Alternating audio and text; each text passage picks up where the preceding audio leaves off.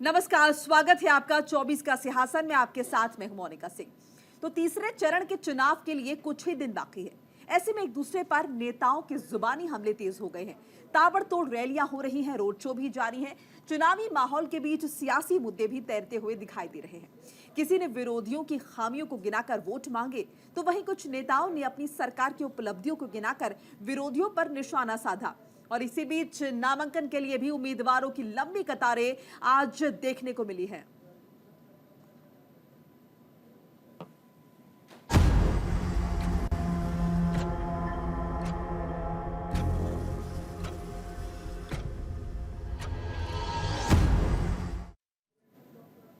तो प्रधानमंत्री नरेंद्र मोदी ने आज गुजरात में 3 जगहों पर चुनाव प्रचार किया। गुजरात के आणंद में प्रचार के दौरान उन्होंने शास्त्री मैदान में रैली को संबोधित किया। रैली में उन्होंने कांग्रेस पर जमकर निशाना साधा। उन्होंने कांग्रेस के 7 साल के कार्यकाल से भारतीय जनता पार्टी के 10 साल के कार्यकाल की तुलना की। पीएम मोदी ने इस दौरान कांग्रेस के कार्यकाल को शासनकाल कहा। रैली को संबोधित करते हुए प्रधानमंत्री मोदी ने कांग्रेस को पाकिस्तान का मुरीद बताया। उन्होंने कांग्रेस सांसद राहुल गांधी पर निशाना साधते हुए कहा कि शहजादे को प्रधानमंत्री बनाने के लिए पाकिस्तान काफी उतावला है।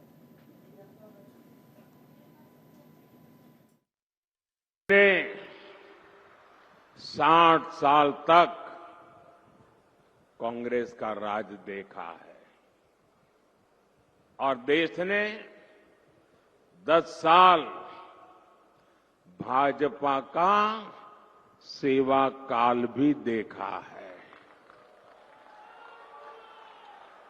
वो शासन काल था, ये सेवा काल है। कांग्रेस के 60 साल के शासन में करीब 60% ग्रामीण आबादी के पास टॉयलेट नहीं था, शौचालय नहीं था। 8 साल, मेरे 10 साल। आप देखिए कितना बड़ा फर्क है। 60 साल में कांग्रेस ने क्या किया? बैंकों का राष्ट्रीयकरण किया, बैंकों पर कब्जा कर लिया और ये कहा कि बैंक गरीबों के लिए होनी चाहिए, इसलिए राष्ट्रीयकरण। आज स्थिति ये है कि बैंकों का राष्ट्रीयकरण गरीबों के नाम पर करने के बावजूद भी कांग्रेस सरकार 60 साल में करोड़ों गरीबों के बैंक खाते नहीं खोल पाई। 14 में जब आपने आपके इस बेटे को गुजरात से दिल्ली भेज करके देश की सेवा करने का आदेश दिया, उस समय बड़े विद्वान अर्थशास्त्री देश के प्रधानमंत्री थे। उनके बाद मुझे मौका मिला। जब उन्होंने छोड़ा था तब देश दुनिया में 11 नंबर की इकोनॉमी थी, 11 नंबर। हमारा नंबर 11 पर था। 10 साल में गुजराती ने, एक चाय वाले ने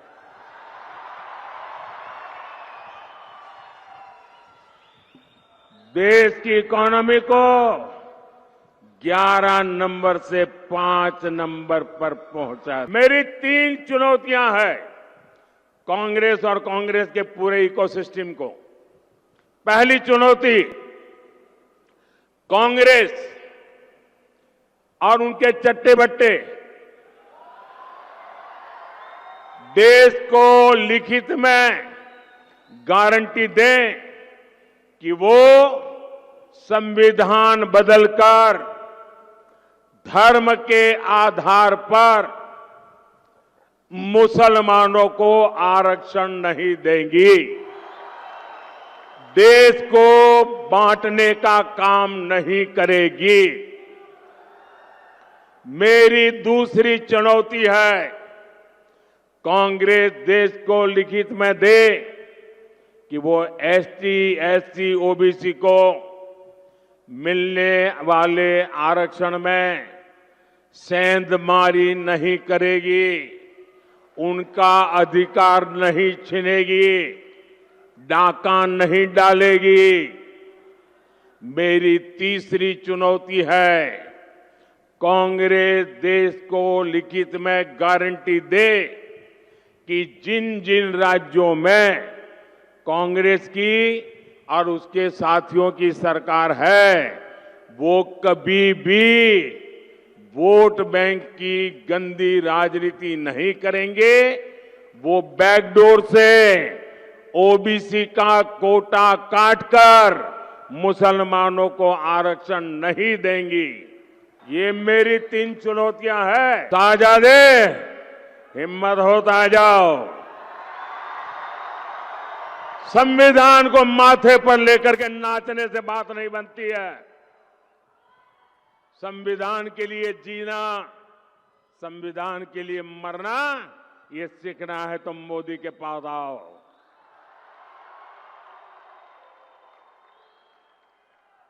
मैं जानता हूं कांग्रेस मेरी ये चुनौती नहीं स्वीकार करेगी, क्योंकि इसकी नीयत में खोट है।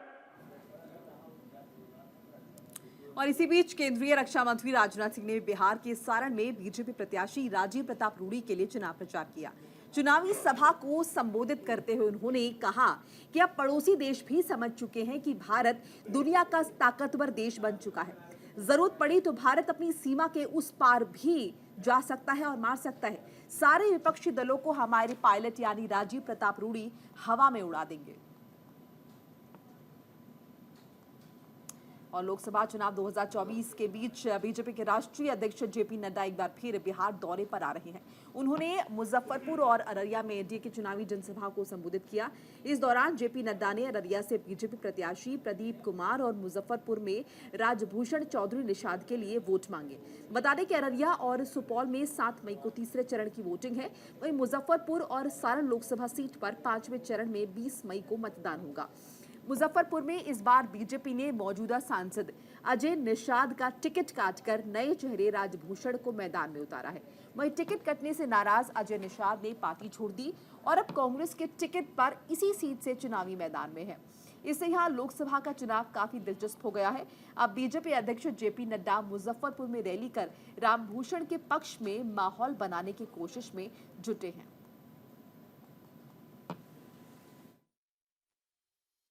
और सौर ऊर्जा के माध्यम से अब तय ये हुआ है कि हर घर के छत पर सौर ऊर्जा दी जाएगी, ताकि उसका बिजली का बिल, प्रधानमंत्री सूर्य मुफ्त घर योजना, यानी हर घर में सौर योजना से लगेगी बिजली, आपकी बिजली का बिल मुफ्त हो जाएगा, 0 हो जाएगा। और जो ज्यादा बिजली पैदा करेंगे, आपके इस्तेमाल से जो बच जाएगी, वह बिजली भारत सरकार खरीदेगी और आपको उसका पैसा देगी। आप 3 करोड़ और घर बना दिए जाएंगे, कोई घर बगैर पक्के छत का नहीं होगा। दुनिया में भारत का नाम, देश में भारत को आगे बढ़ाना, देश की जनता को आगे बढ़ाना और देश की जनता के साथ साथ इलाके में हाईवे, रेलवेज, एयरवेज, इंटरनेट, ये सबको जाल बिछाना, इस काम को प्रधानमंत्री मोदी जी के नेतृत्व में बखूबी। एक आजकल इंडी अलायंस हो गया, इंडी अलायंस, एक घमंडिया गठबंधन, देखा है ना आपने। आजकल मेरे को तो कई बार बड़ा दुख भी होता है, बहुत दुख होता है। मैं सन 74 में 14 वर्ष का, 15 वर्ष का था जब जयप्रकाश नारायण के आंदोलन में। और वहीं योगी आदित्यनाथ ने उत्तर प्रदेश के एटा लोकसभा क्षेत्र में प्रचार किया। इस दौरान एक सार्वजनिक रैली को संबोधित करते हुए यूपी के सीएम योगी आदित्यनाथ ने कहा कि उत्तर प्रदेश में माफियाओं के राज को खत्म कर दिया गया है। बीजेपी लोगों के हितों के लिए काम कर रही है। साथ ही उन्होंने कहा कि कांग्रेस की सरकार आई तो वो SC, ST और ओबीसी आरक्षण के एक हिस्से को मुसलमानों को दे देगी। समाजवादी पार्टी के राज में प्रदेश में माफियाओं का राज था, लेकिन अब माफियाओं को ताबड़तोड़ कार्रवाई उन पर हो रही है। एक माफिया ने उमेश पाल की हत्या कर दी थी, उसे बीजेपी सरकार ने मिट्टी में मिला दिया है।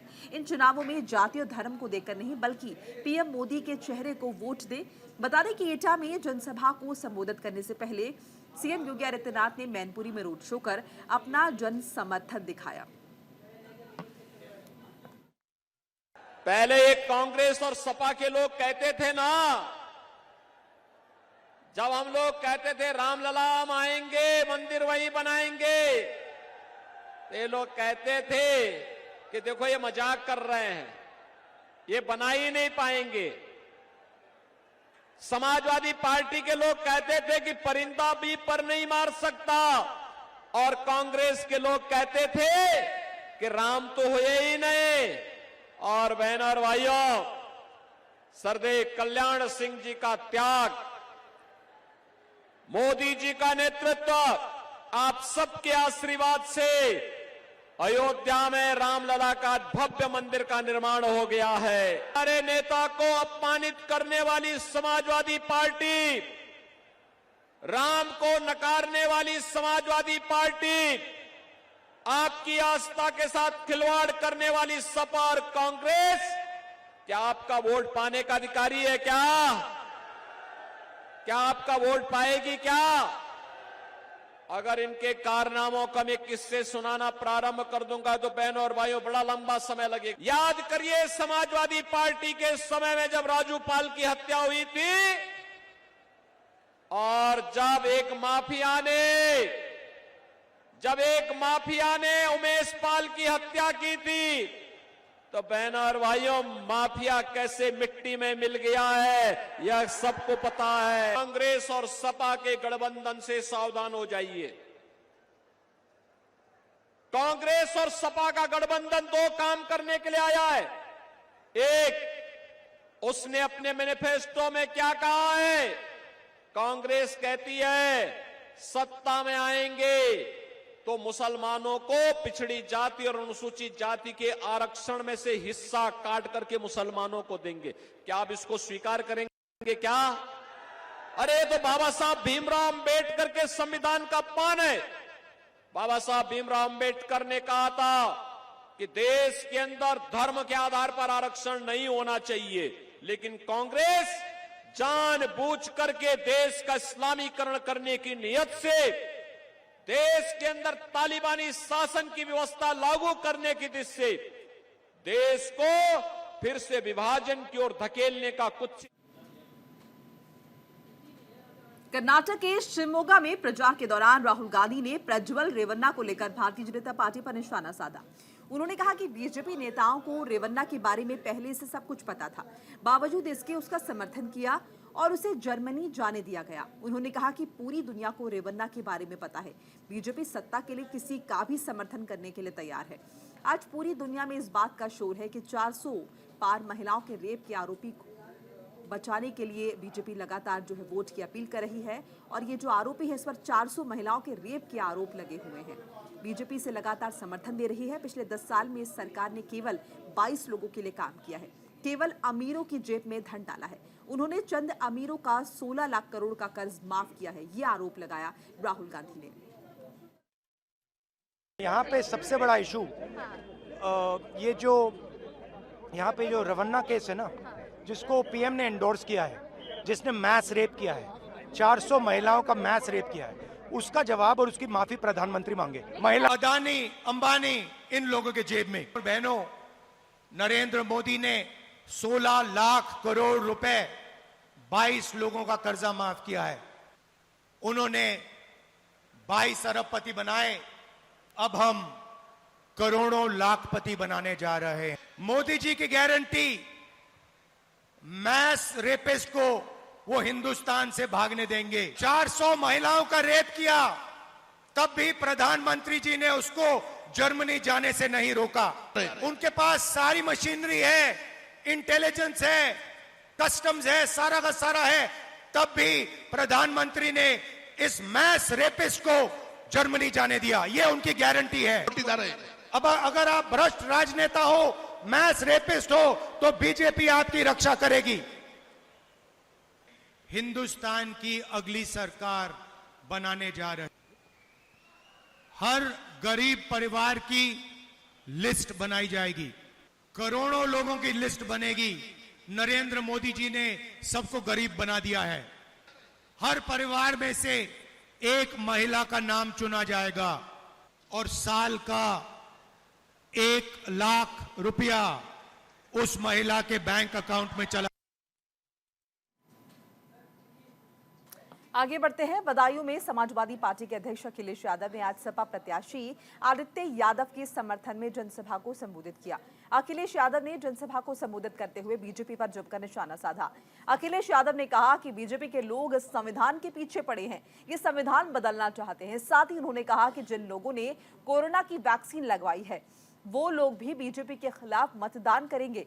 इसी के साथ अखिलेश यादव ने इलेक्टोरल बॉन्ड को लेकर भी बीजेपी पर निशाना साधा। उन्होंने कहा कि बीजेपी ने इलेक्टोरल बॉन्ड के नाम पर जो वसूली की है, बीजेपी से ना सिर्फ संविधान को खतरा है बल्कि इनके फैसलों से जान का भी खतरा है। 10 साल की सरकार में 1 लाख किसानों ने आत्महत्या की है। ये बीजेपी वाले बताएं कि उन्होंने 10 साल में उद्योगपतियों का साथ दिया कि किसानों का साथ दिया। अगर उन्होंने किसानों का साथ दिया होता तो 1 लाख किसान को आत्महत्या नहीं करनी पड़ती।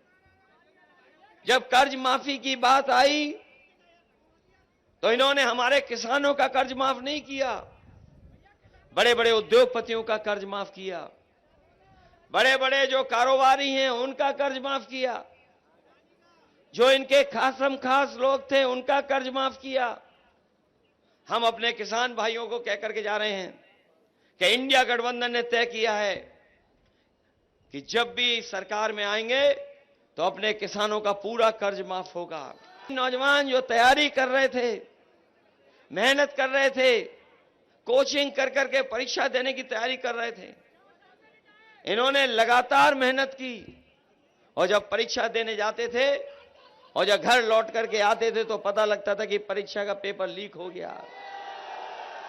और परीक्षा का पेपर एक लीक नहीं हुआ है, अगर पूरे पेपर गिनोगे तो अभी तक 10 से ज्यादा पेपर लीक हुए हैं, 10 से ज्यादा पेपर लीक हुए।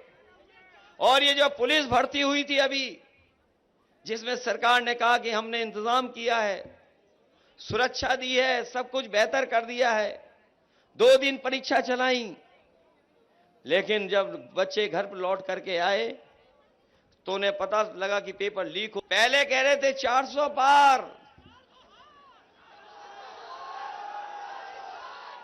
अब हार रहे हैं 400 हार। उनको यही सुनाई दे रहा है। उनके भाषण बदल गए भाषण के नहीं बदल गए। उनके भाषणों में हार के रुझान आने लगे हैं, हार का रुझान आ गया उनके भाषणों में। और कई लोग तो ऐसे हैं, बड़े दिल्ली वाले तो दिल्ली वाले, लेकिन लखनऊ वाले तो चाचा जी को याद करते हैं। गुजरात की पोरबंदर लोकसभा सीट से बीजेपी उम्मीदवार और केंद्रीय मंत्री मनसुख मंडाविया ने पोरबंदर में महात्मा गांधी से प्रेरणा लेकर चुनाव प्रचार के तहत घर घर जाकर लोगों से वोट मांगे। इस दौरान उन्होंने कहा कि गांव में पैदल ही लोगों के घर घर जाकर वोट मांगते हैं। साथ ही उन्होंने दावा किया कि उन्हें लोगों का जन समर्थन मिल रहा है, भारी समर्थन उन्हें लोगों का हासिल हो रहा है। और वही दिल्ली के मुख्यमंत्री और अरविंद केजरीवाल के जेल में होने के चलते सुनीता केजरीवाल ने मोर्चा संभाल लिया है। वो आम आदमी पार्टी के उम्मीदवारों के लिए रोड शो कर रही हैं और जनसभाएं कर वोट की अपील कर रही हैं। दिल्ली में उम्मीदवारों के लिए वोट मांगने के बाद उन्होंने गुजरात की धरती पर चुनावी हुंकार भरी है। सुनीता केजरीवाल ने गुजरात के भावनगर में रोड शो किया। इसके बाद उन्होंने भरूच में जनसभा को संबोधित किया। यहां उन्होंने बीजेपी पर निशाना साधते हुए कहा कि बीजेपी ने 40 दिनों से दिल्ली के मुख्यमंत्री को जेल में जबरदस्ती बंद कर रखा है। इसी दौरान उन्होंने ईडी की जांच पर भी सवाल उठाए। सुनीता केजरीवाल ने कहा कि अगर ईडी की 10 साल जांच चलेगी तो क्या उन्हें 10 साल तक जेल में रखा जाएगा।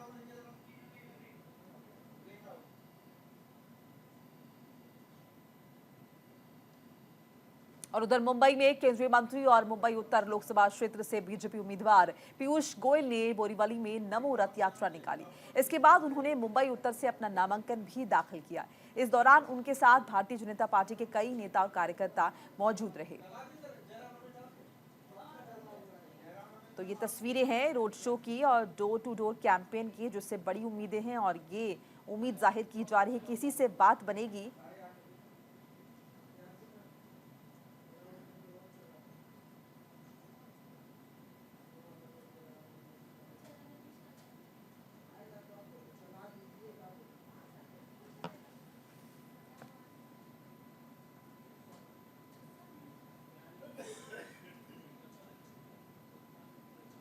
और इस वक्त की अहम जानकारी आपके साथ साझा कर ले। उत्तर प्रदेश की अमेठी, जिसे लेकर ऊहापोह की स्थिति अभी भी बनी हुई है। वहां पर जगह जगह राहुल गांधी के पोस्टर लग गए हैं। बड़ी जानकारी आप तस्वीरों के जरिए देख सकते हैं। राहुल गांधी के पोस्टर यहां पर लग रहे हैं। 151 वाहनों के रोड शो को मंजूरी मिली है। अमेठी जिला प्रशासन ने यह मंजूरी दी है। अमेठी कांग्रेस दफ्तर पर ये पोस्टर लगाए गए हैं। किसी भी वक्त जारी हो सकती है सूची। देखिए, अभी भी अमेठी से कांग्रेस का उम्मीदवार कौन होगा, इस बात पर संशय बरकरार है। लगातार इस बात को लेकर अटकलों का बाजार गर्म है। हालांकि जो कांग्रेस संगठन के लोग हैं, जो अमेठी के कार्यकर्ता हैं कांग्रेस के, वो चाहते हैं कि राहुल गांधी यहां से एक बार फिर चुनावी मैदान में उतरे, लेकिन अभी तक औपचारिक ऐलान नहीं हो पाया है। इस बीच देखिए, अमेठी कांग्रेस दफ्तर पर राहुल गांधी के पोस्टर लगे हैं। अब इन पोस्टर्स में क्या हकीकत है, इसे लेकर देखिए औपचारिक ऐलान का इंतजार तो करना होगा। फिलहाल इस बुलेटिन में इतना ही। लगातार खबरों के लिए आप देखते रहिए न्यूज़ इंडिया। नमस्कार।